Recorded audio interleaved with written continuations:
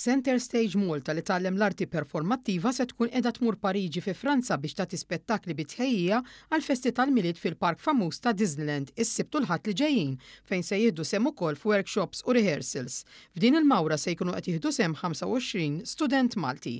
One News tkellem mal-għalliema u d-direttriċi tal-grupp Tiziana Kalleja li qaltilna li Disney ilhom għal dawn l-aħħar 3 snin jestendu l-invit tagħhom lill-grupp biex jagħtu spettakli flimkien ma' bosta karattri popolari bħal Mickey u Donald Duck.